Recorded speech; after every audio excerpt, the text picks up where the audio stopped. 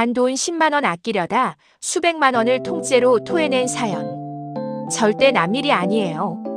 갑작스러운 질병으로 인한 병원비 폭탄을 막아주는 최고의 방패가 있어요. 하지만 제도를 잘못 이해하고 쓰면 오히려 치명적인 독이 돼요. 지난달 제 사무실을 찾아오신 50대 의뢰인의 실제 이야기예요. 평소 건강하시던 아버님이 갑자기 쓰러지셨어요. 뇌졸중 판정을 받고 요양병원에 길게 입원하셔야 했죠. 매달 청구되는 병원비만 수백만 원에 달했어요. 간병비까지 더해지니 매달 1,000만 원 가까운 돈이 증발했어요. 가족들은 여기저기 돈을 빌리러 다녀야 했어요. 결국 의뢰인은 살고 있던 전셋집 자금까지 빼야 할 절체절명의 위기에 처했어요. 평범했던 가정의 평화가 순식간에 무너져 내린 거예요. 매일 밤 눈물로 지새우며 지푸라기라도 잡는 심정으로 저를 찾아오셨어요. 저는 의뢰인이 가져온 영수증부터 꼼꼼히 살폈죠. 수많은 항목들 사이에서 저는 한 가지 희망의 빛을 발견했어요. 바로 본인 부담 상한제를 통한 대규모 의료비 환급금이었어요. 우리나라 국민건강보험은 환자의 소득 수준에 따라 연간 병원비 상한선이 엄격하게 정해져 있어요. 내가 낸 돈이 그 기준선을 넘어가게 되면 초과한 금액은 전액 현금으로 돌려줘요. 나라에서 가계 파산을 막아주기 위해 만든 든든한 혜택이죠. 당시 의뢰인의 가구 소득 기준 상한액은 1분위에 해당하는 141만 원이었어요. 하지만 이미 병원에 납부한 급여 항목 병원비는 800만 원을 훌쩍 넘긴 상태였죠. 저는 즉시 환급 신청 절차를 조력했고 무려 600만 원 이상의 현금을 환급받게 되었어요. 경제적 벼랑 끝에서 한 가족을 구한 건 정확한 법률 정보 하나였어요. 하지만 인터넷에 떠도는 정보만 믿다가 낭패를 보는 분들도 너무나 많아요. 뼈아픈 함정들이 곳곳에 숨어 있으니까요. 소득 수준에 따라 연간 병원비 마지노선이 달라져요. 기준액을 초과한 병원비는 전액 현금으로 돌려받아요. 비급여 진료비 항목은 환급 계산에서 절대적으로 제외돼요. 요양병원의 120일 초과 장기 입원 시 환급 기준이 매우 엄격해져요.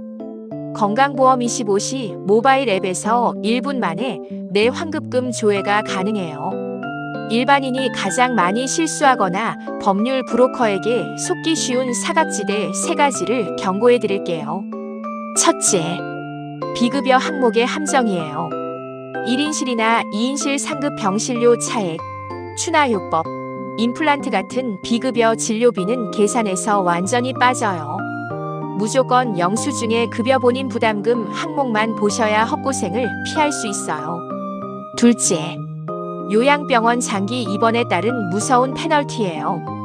2026년 정책 기준으로 120일을 초과해 요양병원에 입원하면 상한액 기준이 1,096만 원까지 껑충 뛰어올라요. 사전 혜택도 없어져서 병원비를 먼저 전액 선납해야 하니 꼼꼼한 현금 흐름 관리가 필수예요. 셋째, 실무에서 가장 치명적인 실손보험 중복 수령 문제예요. 건강보험 환급금을 받고 나서 민간 실손보험에도 청구해서 돈을 받으면 어떻게 될까요? 처음에는 양쪽에서 돈이 들어오니 이득을 본 것 같아 기쁠 수 있어요. 하지만 보험사의 전산망은 생각보다 훨씬 더 촘촘하게 연결되어 있어요.